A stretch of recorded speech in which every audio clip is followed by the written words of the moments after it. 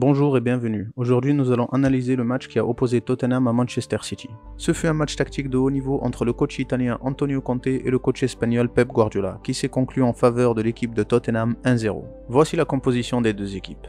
Sur le papier, l'équipe de Tottenham est en 3-4-3, alors qu'en réalité sur le terrain, c'est un 5-4-1 qui est mis en place par le coach italien Antonio Conte, avec Perisic et Emerson qui descendent en tant qu'arrière, et Son et Kulusevski qui descendent en tant que milieu lorsque l'équipe n'est pas en possession du ballon. De son côté, Pep Guardiola met en place sur le papier un 4-2-3-1 qui en réalité est un 3-3-4 avec l'arrière gauche Lewis qui monte au milieu en tant que milieu central et rejoint Rodri et Silva. De leur côté, Mahrez, Alvarez et Grealish montent en attaque et rejoignent Haaland pour peser sur la défense adverse.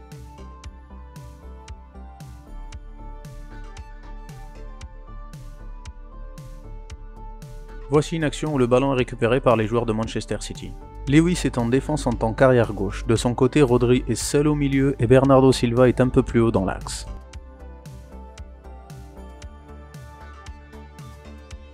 Après avoir combiné avec Akanji, Lewis monte en tant que milieu central et rejoint Rodri et Bernardo Silva dans l'axe. Avec cette tactique, Pep Guardiola cherche à maîtriser le jeu en apportant du surnombre au milieu de terrain.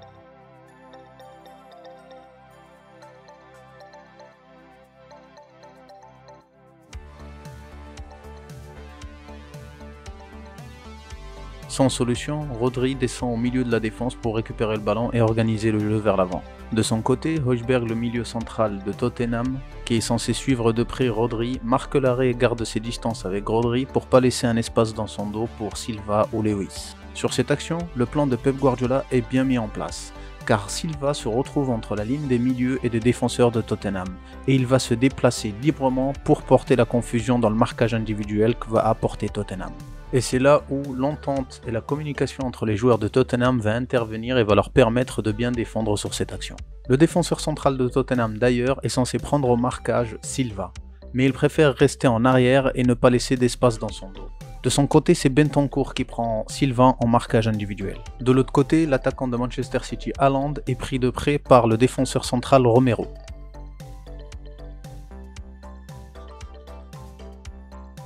Rodri décide de faire la passe à Ake sur l'aile gauche. De son côté, Silva glisse tout doucement vers le côté gauche pour profiter de l'espace libre. Bentancur n'est plus au marquage de Silva, il reste au milieu aux côtés de Lewis. Mais la permutation des marquages ne se fait pas ici, elle se fait au niveau des défenseurs centraux de Tottenham.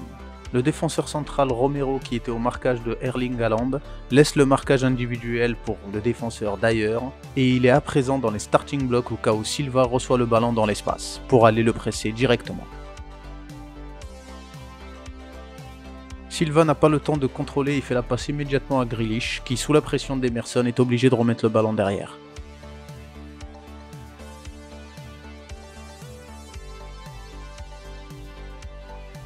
Et c'est à ce moment-là que se déclenche le pressing collectif et très bien organisé de l'équipe de Tottenham.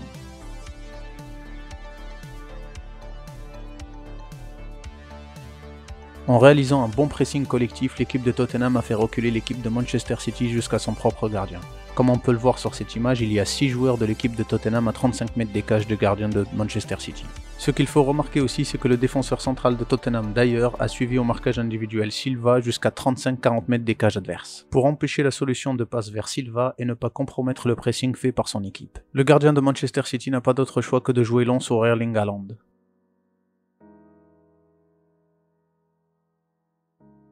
Sur cette action, on voit très clairement la composition en 5-4-1 de Tottenham, avec Perisic en arrière-gauche qui n'a qu'un seul rôle tout au long du match, marquer Mahrez de près, l'empêcher de se retourner et de jouer vers l'avant. Sous la pression de Perisic, Mahrez n'a pas d'autre choix que de jouer le ballon en arrière vers Walker, et dès que Walker reçoit le ballon, Son s'active immédiatement pour le presser.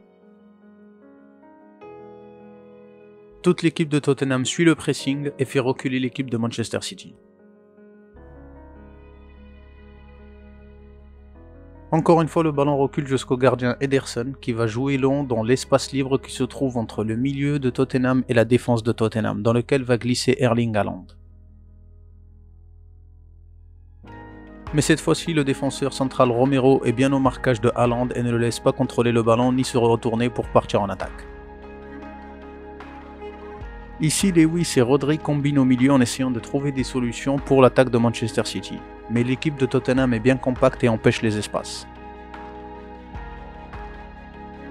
Akanji reçoit le ballon mais il est directement pressé par Kane. De son côté, Son est dans les starting blocks au cas où Walker reçoit le ballon d'Akanji.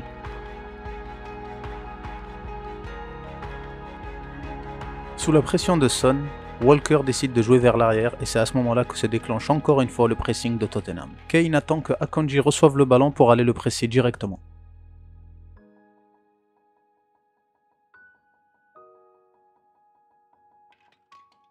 Le ballon a reculé jusqu'au gardien Ederson.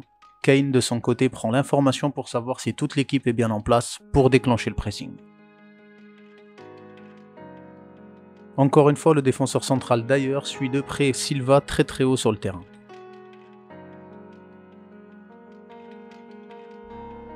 D'ailleurs, en empêchant la passe vers Silva, Walker n'a pas d'autre choix que de jouer sur Akanji sur l'aile droite de Manchester City, ce qui déclenche immédiatement le pressing de Son.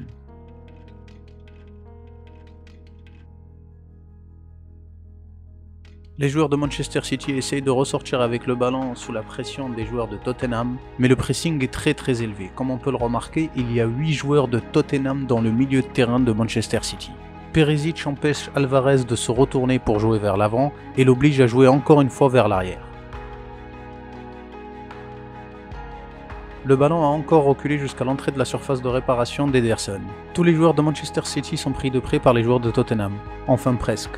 Højbjerg, le milieu central de Tottenham, laisse croire à Rodri qu'il a la possibilité de faire la passe à Lewis en gardant 2 mètres en arrière. Mais ce qu'il ne sait pas, c'est que Højbjerg est dans les starting blocks pour sauter agressivement sur Lewis et lui prendre le ballon. Et Rodri va le découvrir à ses dépens.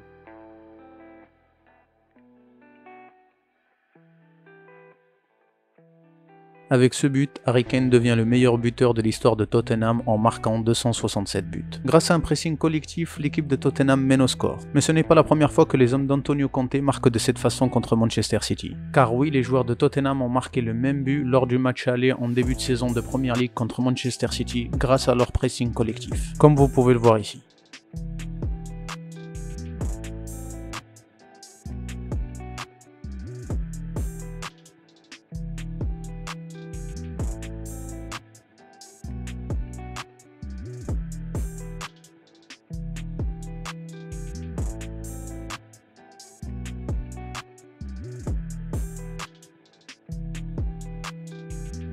Ici, c'est l'une des rares occasions où Silva a réussi à se défaire du marquage individuel de Bentancur et de Dyer. Silva reçoit le ballon et peut jouer directement vers l'avant. Il a 2 solutions, Alvarez et Haaland sur les côtés.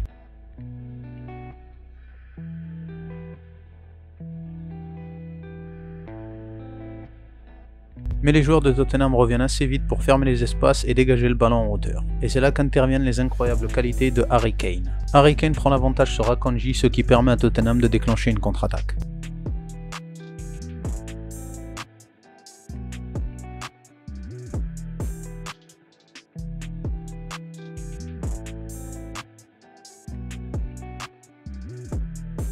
À la réception du ballon, Walker est encore une fois pressé par Son, alors il va chercher à faire une passe directement à Mahrez. Mais Mahrez est aussi pressé directement par Perisic qui l'empêche de se retourner pour jouer vers l'avant.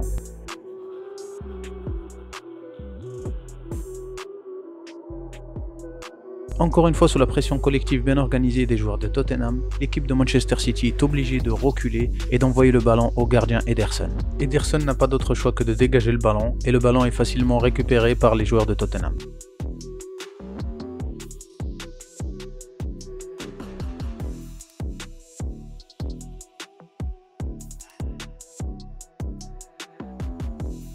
Ici, les joueurs de Manchester City récupèrent le ballon assez haut à cause du manque de concentration de Bentancur au milieu lors de la réception du ballon. De son côté, Perisic revient très rapidement sur Mahrez et le prend au marquage individuel. La défense de Tottenham est totalement désorganisée et Mahrez est totalement seul dans un espace assez grand. Ici, il y a 4 attaquants de Manchester City pour seulement 2 défenseurs de Tottenham face à la cage de Hugo Lloris.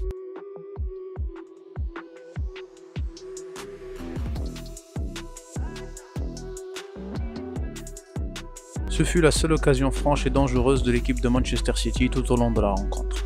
Pour conclure, les joueurs de Pep Guardiola n'ont pas réussi à déstabiliser la défense adverse, ni à faire face au pressing des joueurs de Tottenham. De son côté, Antonio Conte a réussi à remporter la rencontre grâce aux différentes tactiques qu'il a mises en place, comme le déplacement collectif sans ballon bien organisé, ainsi que le positionnement en tant qu'arrière gauche de Perisic qui va marquer individuellement Mahrez qui a été réellement le responsable de la seule occasion dangereuse de Manchester City. Si le contenu vous a plu, n'hésitez pas à vous abonner et à liker et à dans une prochaine analyse et une prochaine vidéo.